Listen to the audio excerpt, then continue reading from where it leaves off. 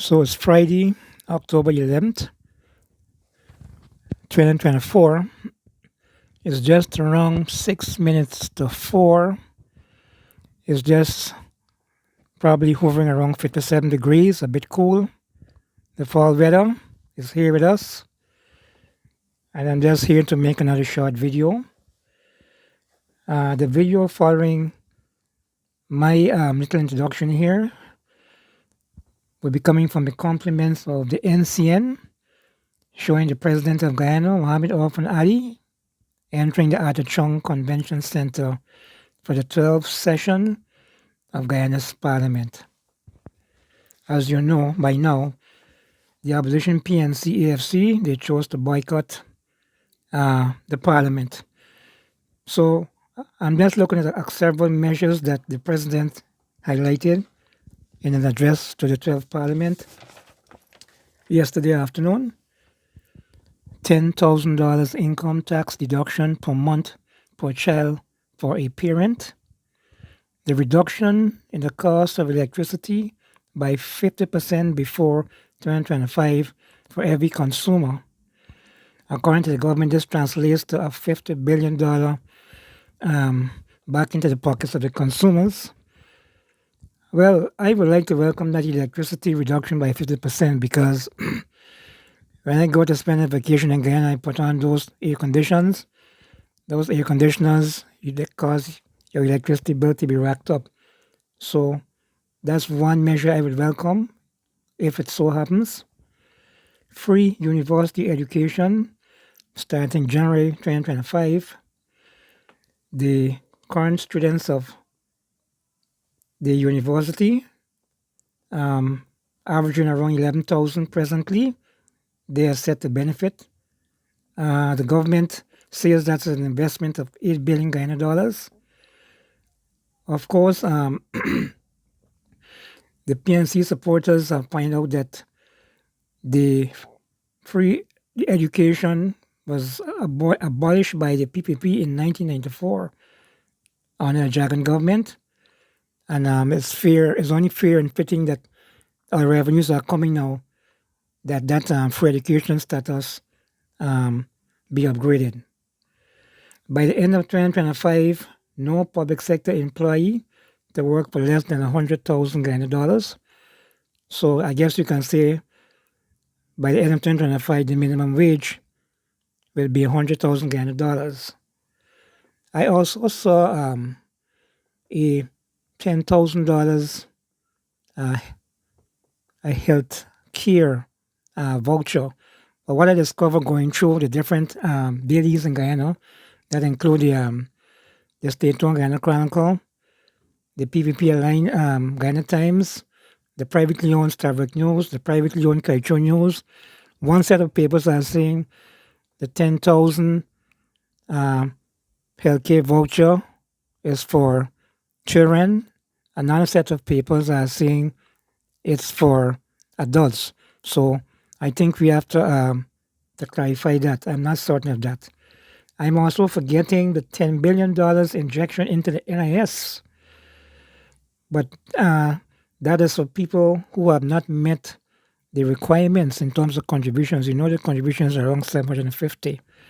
So the government hopes by injecting that $10 billion that those people below the minimum contributions may be able to get some money. As you know, even to know, there are some companies, especially security companies, who it is alleged they're not paying their share of NIS. I even remember the people talking about the main city council in Georgetown owing NIS monies. So this next video, the president enters Guyana's parliament. As you know, that is the Chung Convention Center in Lindendal. members of the audience and members of the public who are joining us for this sitting, all standing in respect to the president as he makes that entrance into the National Assembly, into the dome of the Arthur Chung Conference Center. A very, very important occasion for the president. As we mentioned before, this is his second address since his inauguration in August of 2020, the first of which being on February 12, 2021. And so it means that this particular presentation by the president is going to be one that we can indeed look forward to, and of course one that is highly anticipated by the country at large. When your country becomes an economic powerhouse, the responsibility rests on you, on your shoulders, and we are now seeing the president making his way into the dome of the Parliament as President and Mr. Speaker. Used since COVID of 2020, and we will now head in.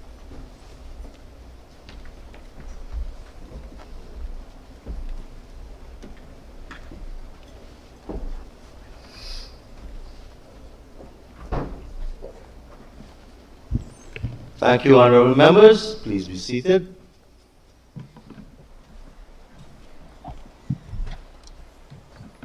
Honorable members, on your behalf and on my own,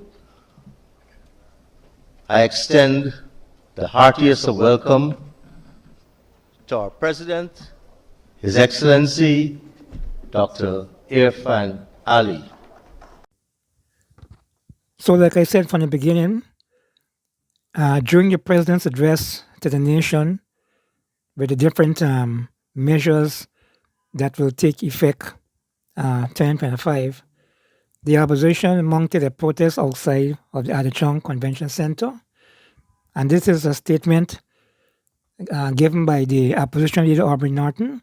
And I'm just giving a quick summary here from today's Starbuck News. The People's National Congress Reform refused to attend yesterday's sitting of Parliament and instead held a public demonstration on the grounds that the administration is insensitive to the high cost of living and refuses to engage in the democratic systems afforded by Parliament, according to a release from the party.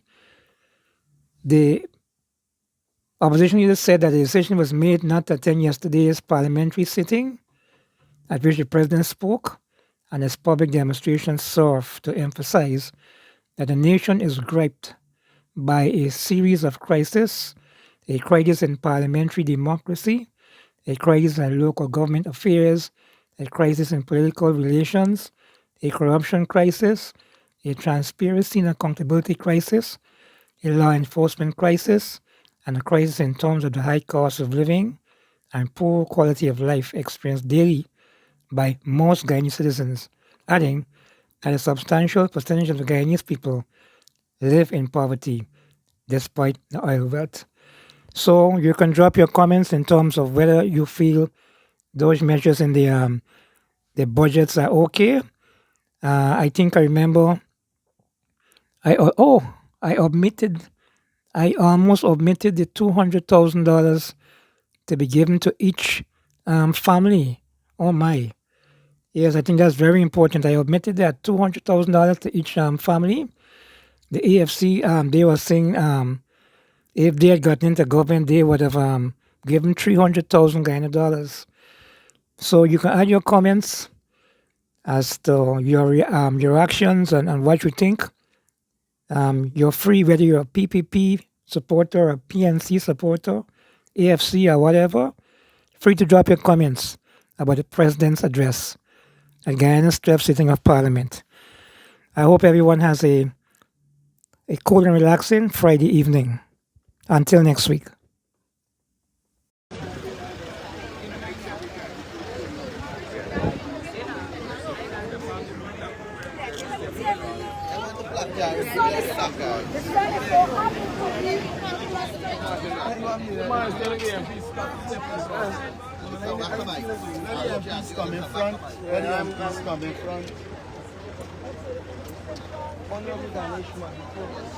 It's very, very hot.